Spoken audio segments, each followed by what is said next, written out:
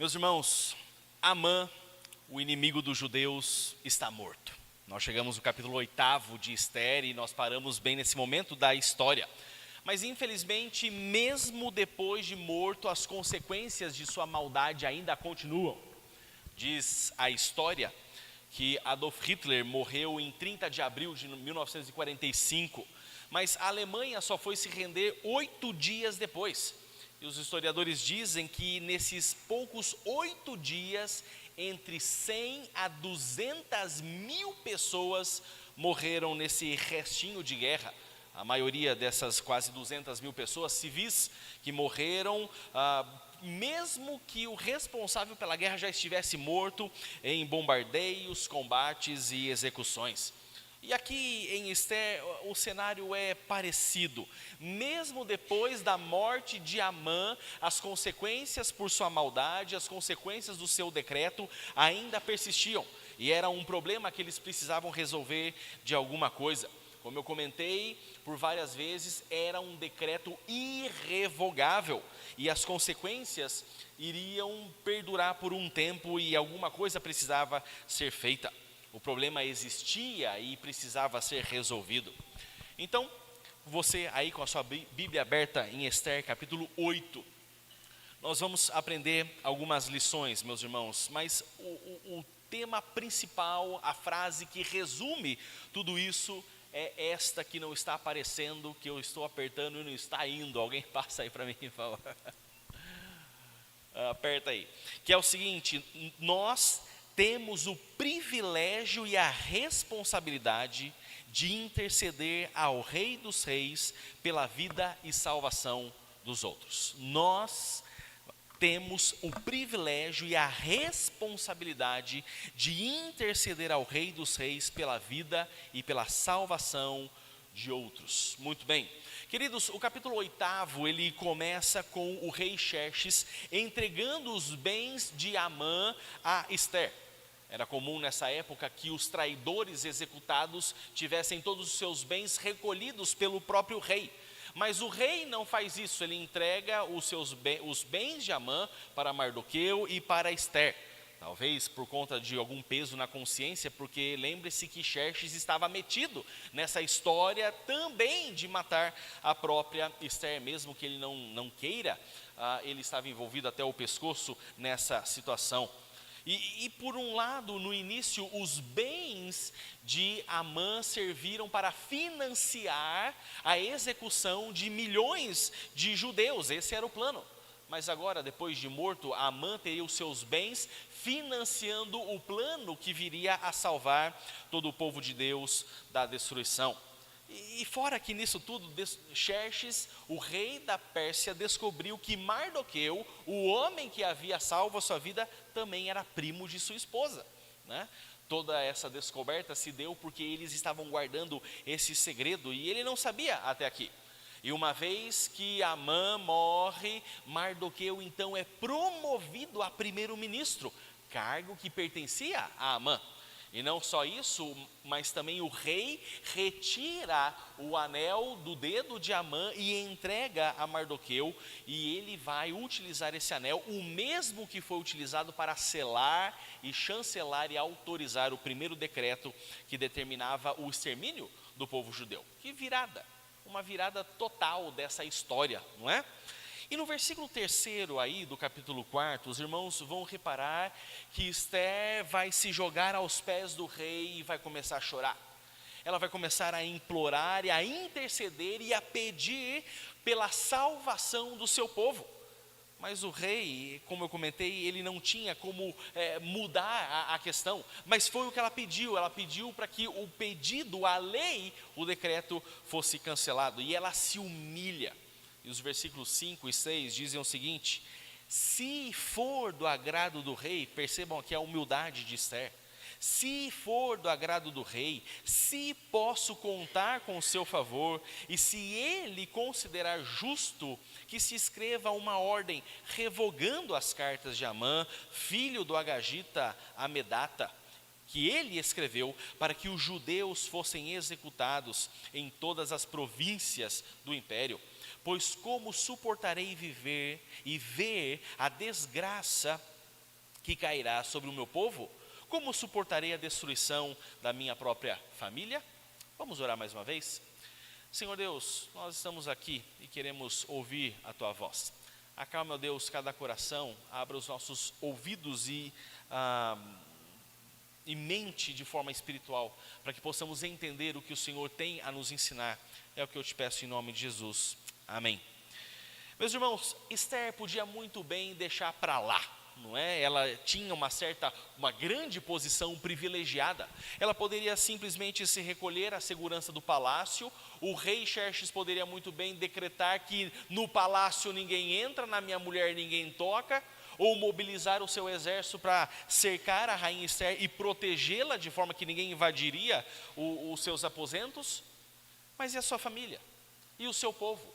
E os outros? Gente que Esther conhecia e gente que ela não conhecia, como eles sobreviveriam? Ela poderia muito bem nem se importar, mas mesmo assim ela vai à presença do rei e clama, e intercede, e chora por gente que ela nem conhecia. Ela não descansaria enquanto essa situação não fosse resolvida.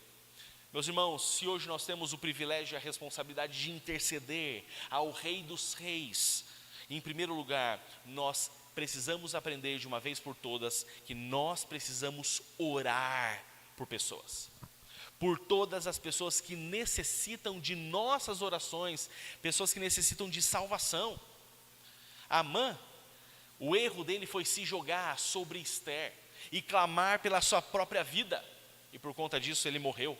Mas agora Esther vai fazer algo semelhante, se jogando aos pés do seu rei, aos pés do seu marido, mas não para clamar pela sua própria vida, mas para clamar e rogar e interceder pelo seu povo.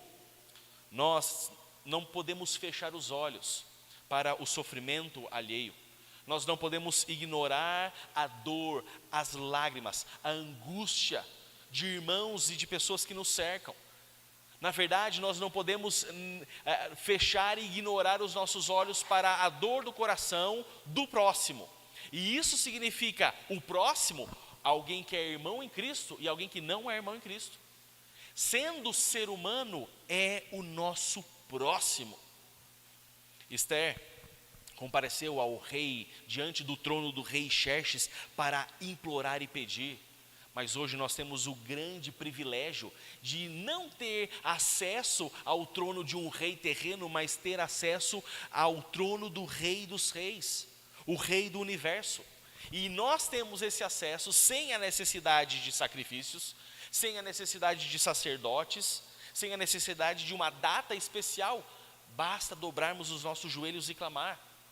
E nós precisamos cultivar no nosso coração esse hábito de orar constantemente, não só pela nossa saúde, não só pelos nossos bens, não só pelos nossos sonhos, não só pelos nossos desejos, mas clamar junto ao Rei pelos problemas e lutas e brigas espirituais por todos os que nos rodeiam. A Bíblia, ela está recheada de versículos que nos estimulam e nos ensinam sobre a oração. 1 Tessalonicenses 5:17 diz: orem continuamente. E aqui esse continuamente significa sem interrupção, incessantemente, sem cessar. E o verbo orem no original, ele está em um presente, num imperativo presente. Além de uma ordem, além do apóstolo Paulo estar dando uma ordem para você que você deve orar, o presente na língua grega significa continuidade. Você vai orar hoje, vai continuar orando amanhã, vai continuar orando semana que vem, mês que vem, ano que vem e a vida toda. A vida do crente é uma vida de oração e você não tem opção porque é uma ordem da parte de Deus. Se você assistiu Procurando Nemo, você vai se lembrar daquela peixinha chamada Dory, que tinha um certo problema de memória. E uma cançãozinha que ela repete várias vezes no filme é continue a nadar, continue a nadar. É ou não é? Evandro assistiu? Está balançando a cabeça? Ela repete isso, continue a nadar. Se a Dory se convertesse, o que ela cantaria? Continue a orar, continue a orar. Seria irmã de oração, não pararia nunca de orar. É para isso que nós fomos chamados. Outros textos nos ensinam, por exemplo, em 1 Timóteo 2,8, orem em todo tempo, ou melhor, em todo lugar. Isso significa em todo lugar, em qualquer situação, seja no seu trabalho, seja no trânsito, seja na escola, seja dentro do lar, todo lugar é lugar de oração. Efésios 6,18 diz: orem no Espírito em todas as ocasiões. E agora sim, em todas as ocasiões significa em toda oportunidade. Sempre é tempo de oração. Não só porque eu estou angustiado, eu vou orar. Não, está feliz? Ore. Está sofrendo? Ore. Está feliz? Ore. Tem um louvor meio assim, né? Essa é a nossa vida. 1 Tessalonicenses 3,10 nos mostra que o apóstolo Paulo orava dia e noite por suas ovelhas. Dia e noite. Há uma insistência constante pela oração. E para orar você não precisa de um momento de oração. Fechou seus olhos, onde você estiver, você está falando com Deus. Queridos, nós oramos tão pouco. Eu espero que você seja uma exceção, mas no geral, o povo de Deus ora pouco. É verdade que em algumas igrejas, alguns pastores, irmãos, líderes, focam como única e exclusivamente a doutrina, o ensinamento, como se isso fosse a única coisa onde a igreja deveria focar. É lógico, o ensinamento bíblico, eu prezo muito por isso, precisa ser respeitado e é algo que é extremamente importante, mas jamais a vida de oração de uma igreja deve ser deixada de lado. Nós não podemos descuidar da oração. A igreja, na mesma proporção que ensina da palavra, precisa orar. Na mesma proporção em que se dedica aos estudos, precisa dobrar os seus joelhos. Sejamos sinceros. Por vezes nós compartilhamos no grupo do WhatsApp da igreja pedidos de oração. E graças a Deus os irmãos respondem em oração, mãozinha junto. Os irmãos oram mesmo? Ou escreve lá, registra na mente, vou orar. Quando der eu vou orar. E quer uma dica? Porque é o que eu faço, assim que chega o pedido de oração no WhatsApp, antes de botar a mãozinha juntinha e escrever qualquer coisa, para o que você estiver fazendo e ora. Porque muito provavelmente quem compartilhou aquilo não compartilhou à toa, ela precisa das suas orações. Nós precisamos orar, meus irmãos. Nós precisamos interceder constantemente. O que salvou o povo judeu nesse momento, nessa situação, foi a intercessão de Ester junto ao rei Xerxes. E hoje Deus quer salvar pessoas, Deus quer libertar pessoas, Deus quer livrar de vícios e pecados, e isso irá acontecer através das nossas orações. É lógico que é o poder de Deus que faz, é lógico que Ele determinou o fim, mas nós cremos que Deus também determinou os meios. E um dos meios que Ele determina para que esse fim aconteça é a santa oração do povo de Deus. Eu fico muito feliz, porque aqui nessa igreja, antigamente, pouco tempo atrás, assim que eu cheguei, nós tínhamos uma reunião de oração deplorável na sexta-feira. Era muito ruim, poucos irmãos vinham, não é? Mas eu fico feliz por quê? Porque hoje, pela graça e misericórdia de Deus, nós temos 2 reuniões de oração na semana, na segunda e na terça-feira, que é o Grupo Vida. O objetivo do nosso Grupo Vida, o objetivo do nosso grupo pequeno é a oração. Se você quer estudar da palavra de forma profunda, é curso de quarta-feira, são as reuniões dos ministérios internos de sábado, escola bíblica dominical e o sermão domingo à noite. Mas nós temos 2 eventos na semana desta igreja focados e direcionados para a oração. E isso é bênção de Deus, nós precisamos participar. Igreja, o nosso Senhor Jesus Cristo orou por nós. Sabia que Jesus orou por você? Em João 17, 20 e 21, isso está registrado. E lá ele diz: minha oração não é apenas por eles aqui, os discípulos. Rogo também por aqueles que crerão em mim. Olha nós aqui. Ele está orando por nós. Por meio da mensagem deles, para que todos sejam um, Pai, como tu estás em mim e eu em ti. Que eles também estejam em nós, para que o mundo creia que tu me enviaste. Da mesma forma que Esther orou pelo seu povo, Jesus orou por nós. E nós precisamos urgentemente tirar os olhos do nosso próprio umbigo e orar e clamar e interceder por todas as pessoas que nos cercam, sejam irmãos em Cristo ou não. A história prossegue. E aqui, depois que Esther faz o pedido, o rei confessa que está com as mãos atadas. E no versículo 8 ele diz: escrevam agora outro decreto em nome do rei, em favor dos judeus, como melhor lhes parecer, e selem-no com o anel selo do rei, pois nenhum documento escrito em nome do rei e selado com o seu anel pode ser revogado. Não tinha o que fazer. Não tinha o que fazer. A lei era irrevogável.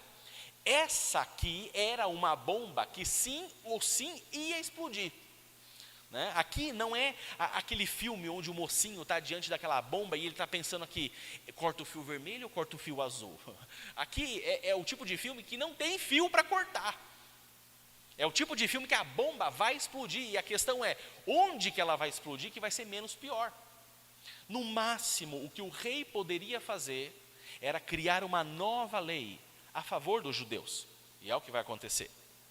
Mas em tudo isso, é muito triste percebemos que nada disso teria acontecido se anos atrás Esther já tivesse se posicionado como judia, como parte do povo de Deus. Se ela já tivesse feito o que era correto lá atrás, Amã nunca teria se metido a tentar matar a esposa do rei. Mas era tarde demais. E Deus, logicamente, vai utilizar de toda essa situação para deixar um registro maravilhoso na história e nos ensinar também. Aquele primeiro decreto determinou que a execução em massa, a aniquilação do povo judeu seria no dia 7 de abril. E como eu comentei também, havia quase 15 milhões de judeus em todo o Império Persa. E olha só, não se enganem, os judeus, como sempre tiveram, naquela época também tinham muitos inimigos. Gente com sangue nos olhos, raiva no rosto, querendo matar cada judeu, vizinho seu. E não só eles estavam sendo movidos pela raiva, o antissemitismo que sempre existiu, mas também pela possibilidade de tomarem os despojos, os bens dos judeus que eles mesmos matariam. Era algo movido não só pela raiva, mas também pela cobiça. Essa lei de morte, essa lei de destruição, era uma lei que trazia más notícias, informações sem nenhum prazer, sem nenhuma alegria, que por onde essa má notícia chegava, espalhava o medo, o pânico, e as pessoas simplesmente se perguntavam o que nós deveríamos fazer. E a partir dessa primeira lei, dessas más notícias, nós vamos ter uma segunda lição, que diz respeito sobre a utilidade da lei, mas não a utilidade da lei do rei Xerxes, mas até a utilidade da lei de Moisés. Isso na nossa própria vida. A primeira lei de Xerxes, o primeiro decreto, o seu primeiro documento, nos serve de ilustração para entendermos também como a lei de Moisés funciona. Capítulo 4, verso 3, diz o seguinte: em cada província onde chegou o decreto, esse decreto, o primeiro de destruição, de morte, de desespero, com a ordem do rei, houve grande pranto entre os judeus, com jejum, choro e lamento. Muitos se deitavam em pano de saco e em cinza. Como eu comentei, essa lei de Xerxes só trouxe morte. Condenou os judeus à morte, notícias pesarosas que carregavam em si tristeza, choro e desespero. Essa lei não resolvia nada. Essa lei só colocava um grande problema na cabeça e uma angústia no coração. O que nós vamos fazer? Qual que é a solução? Onde está a esperança? E aqui nós somos lembrados que uma das funções da lei de Moisés também era essa: entristecer o povo. Porque a lei tinha essa função de demonstrar ao povo que eles eram incapazes de agradar plenamente a vontade de Deus. Se os irmãos se lembrarem de Romanos 3:20, lá o apóstolo Paulo ensina que ninguém será declarado justo diante dele baseando-se na obediência à lei, pois é mediante a lei que nos tornamos plenamente conscientes do pecado. Paulo está dizendo o seguinte: ninguém vai poder chegar diante de Deus e falar assim, eu obedeci a lei e agora eu posso ser salvo. Não, mas o objetivo da lei não era essa, não era salvar, porque ninguém conseguia obedecer a lei. A utilidade da lei não era a salvação, mas era tornar conhecida a vontade de Deus. O povo só sabia que a cobiça era pecado porque a lei dizia, não cobiçarás. Logo, se a lei está me ensinando que a cobiça para esse Deus é pecado, eu não vou cobiçar, porque se eu quebrar o mandamento eu vou morrer. O povo só sabia que a mentira é pecado porque a lei ensinava. Eles só sabiam que o adultério e a idolatria e tudo que se segue na lei é errado e precisava ser deixado porque a lei instruía. Só que havia um grande problema: a lei estava enfraquecida pelo pecado. E isso fazia com que as pessoas fossem incapazes de cumprir plenamente as exigências da lei. E com isso a lei acabava mostrando o quão fraco o ser humano é, o quão incapaz, o quão pecador, o quão incapaz de se aproximar de Deus e cumprir com a vontade que está no coração dele. Por isso que a lei tinha esse papel de professor, de pedagogo. É o que nós encontramos em Gálatas 3:24, que nos ensina que a lei nos serviu de guardião, de professor, de tutor, para nos conduzir a Cristo, a fim de que fôssemos justificados por fé, jamais por obras. Meus irmãos, a lei protegia o povo do pecado, mas mesmo assim o povo pecava. Mesmo assim eles se entregavam. Mas também ela despertava uma necessidade no coração do povo, a necessidade de um Salvador.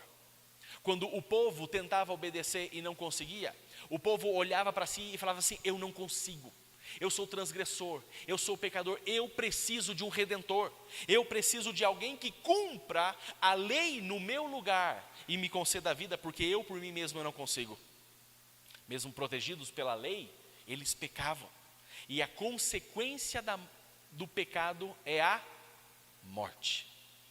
E não importa se a pessoa quebrava 30 mandamentos, 5, 2 ou 1. A quebra de um mandamento é a quebra de todos os mandamentos. E o salário do pecado é a morte física e a morte espiritual. Essa era uma das funções da lei, apontar a necessidade de um Redentor. É por isso que toda evangelização precisa obrigatoriamente começar pela lei. Não minta, não cobice, não adultere. Sabe por quê? Porque a lei vai demonstrar que o pecador está em maus lençóis. A lei vai demonstrar que nenhum homem é santinho. A lei vai demonstrar que ninguém é digno de se aproximar e entrar no céu. Certa vez, vou contar uma história. Certa vez, eu estava em um acampamento, onde o preletor gostava muito de contar histórias. E ele, já no primeiro estudo, ele começou falando a respeito da necessidade de nos aproximarmos de Deus.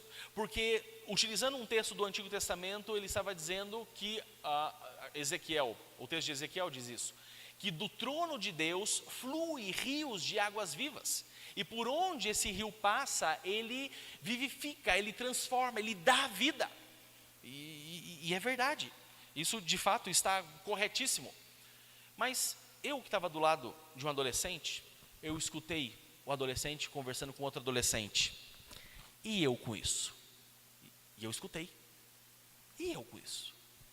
Qual que é o meu problema? Que problema eu tenho a ver com isso? O que eu tenho a ver com esse assunto? Quando eu escutei aquela pergunta do adolescente, eu pensei, poxa, a pergunta é boa. A pergunta é boa. Porque naquele momento o preletor tinha cometido um erro homilético, né, no que diz respeito à pregação. E o erro foi que antes de falar da vida, era necessário dizer que as pessoas que não têm a Cristo estão mortas. Faltou a lei. A lei vai dizer para cada adolescente, para cada jovem, para todos nós aqui, adultos, que nós quebramos a lei. E a consequência disso é que nós estamos mortos espiritualmente falando. Nós somos dignos da condenação eterna, do fogo eterno. E o morto não anda, o morto não pensa, o morto não se converte por si só. Que a nossa situação é deplorável, indigna, horrenda. Estamos mortos e podres.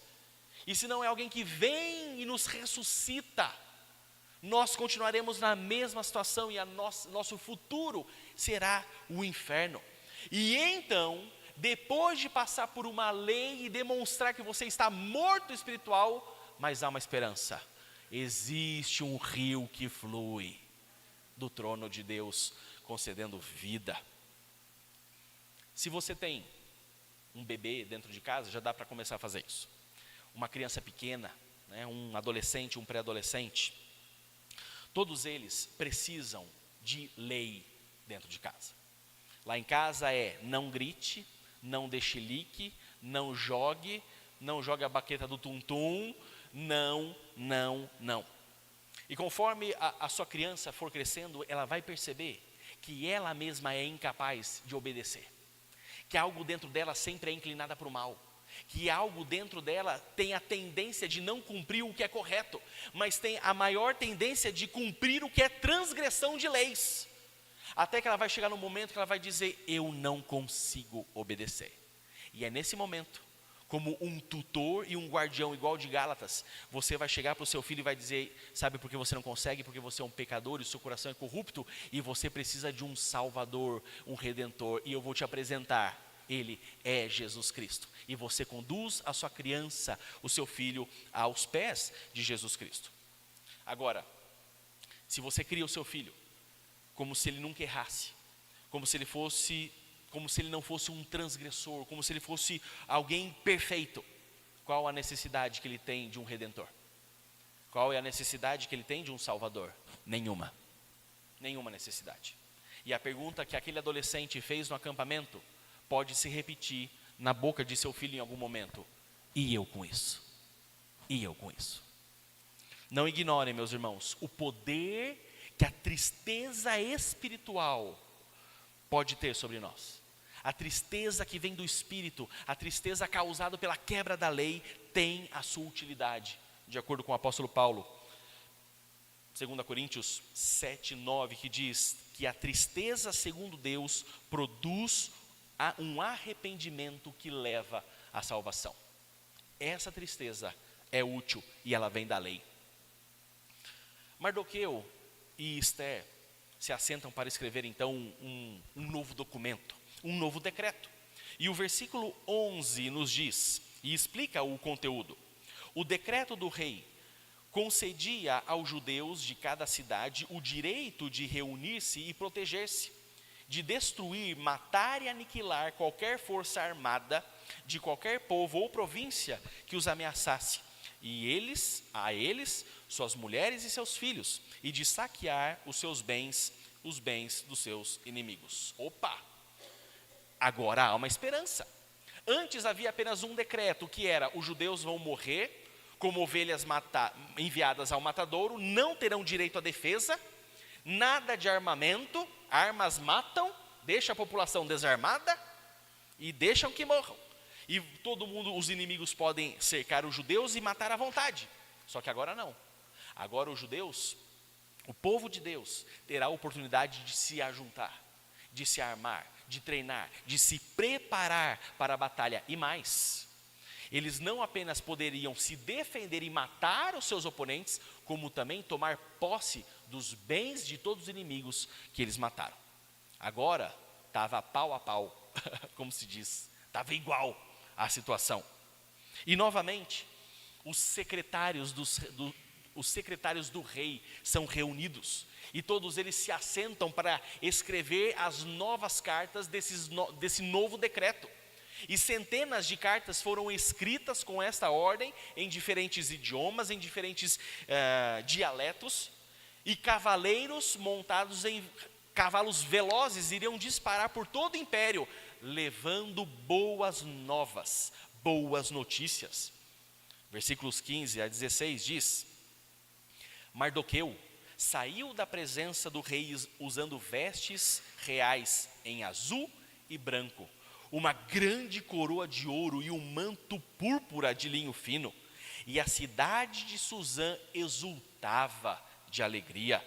Para os judeus, foi uma ocasião de felicidade, alegria, júbilo e honra. Em cada província e em cada cidade, onde quer que chegasse o decreto do rei, havia alegria e júbilo entre os judeus, com banquetes e festas. Muitos que pertenciam a outros povos do reino tornaram-se judeus, porque o temor dos judeus tinha se apoderado deles. Olha só que interessante. O povo foi contagiado.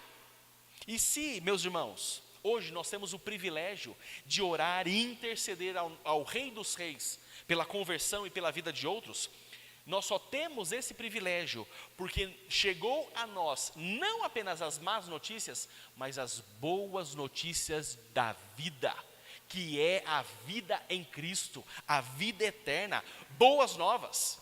E são boas novas porque as primeiras novas são péssimas. Só são ótimas notícias porque as primeiras notícias são notícias de morte. E por isso, nós vemos aqui esse terceiro ponto, que são as notícias que alegram o nosso coração, que é a melhor notícia de todas, que é a salvação em Cristo Jesus. Meus irmãos, a semelhança aqui entre essa história dos judeus nesse momento e a nossa salvação é gritante. É muito igual, e não é de propósito. Nós conhecemos o Espírito Santo, é o autor de tudo isso.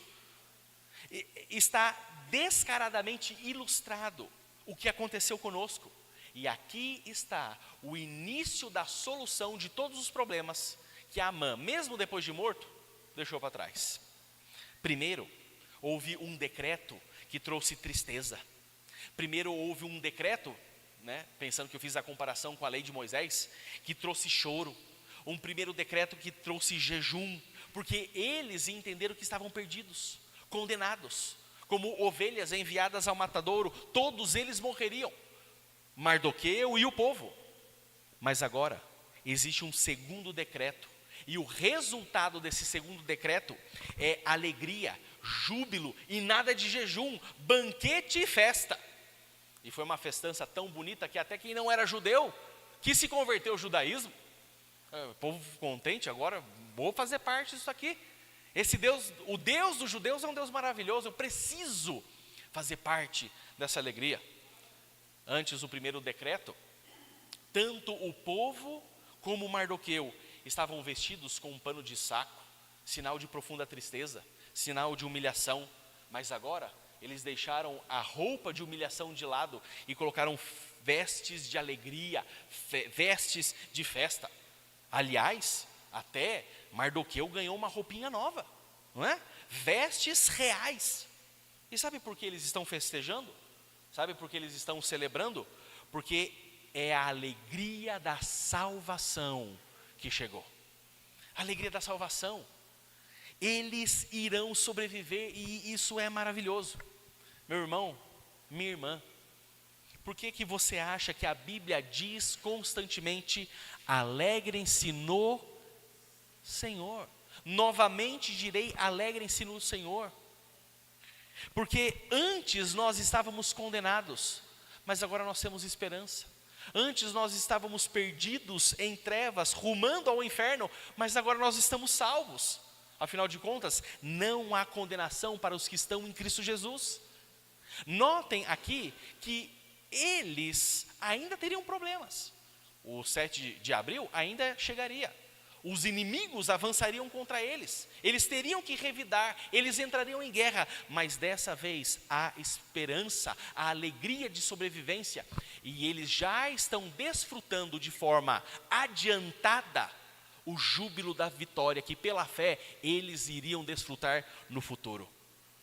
E hoje, da mesma forma, você pode desfrutar um antegozo do céu, um desfrute prévio, mesmo estando aqui, sabendo que um dia você estará no céu e vai desfrutar daquela alegria, da presença de Deus lá no futuro. Hoje, você já pode se alegrar com isso, mesmo caminhando em lutas, combates e inimigos, doenças e fraquezas que te cercam. Pela fé, você já é capaz de se alegrar agora pela vitória final que Cristo te dará no futuro. Eles festejaram naquele momento por fé, e nós somos convidados a fazer isso também. E assim como esses cavaleiros e mensageiros partiram rápidos, espalhando as boas novas de vida por todo o império persa, nós também temos a mesma responsabilidade de levar a cada canto desse império brasileiro, do mundo inteiro, não só as más notícias, porque elas são úteis, mas principalmente as boas notícias de salvação a este mundo perdido. E nós precisamos proclamar do Evangelho, não apenas com as nossas vozes, mas também com o nosso testemunho. Com as nossas vozes, com os nossos testemunhos e também com os nossos joelhos dobrados, orando e intercedendo uns pelos outros, principalmente pelas almas perdidas. Repararam aqui como Mardoqueu saiu da presença do rei bonitão? Mardoqueu saiu da presença do rei usando vestes reais azul e branco. Será que ele torcia para o São Caetano? Não sabemos. E aí ele continua: uma grande coroa de ouro e um manto púrpura de linho fino. Ele está vestido com uma roupa nova, porque ele foi recompensado pelo seu rei. Quando nós abrimos em Apocalipse 3:5, lá diz que o vencedor será igualmente vestido de branco. Jamais apagarei o seu nome do livro da vida, mas o reconhecerei diante do meu Pai e dos seus anjos. Mardoqueu recebeu vestes novas, vestes reais do seu rei Xerxes, o persa. Mas você e eu receberemos, se mantivermos a nossa fé e a nossa perseverança, todos nós receberemos novas vestes do nosso rei Jesus. Mardoqueu recebeu uma coroa do seu rei imundo persa, mas nós receberemos das santas mãos de Jesus Cristo uma coroa de vida. Nós receberemos uma coroa de justiça, uma coroa de glória e alegria imarcessível e incorruptível.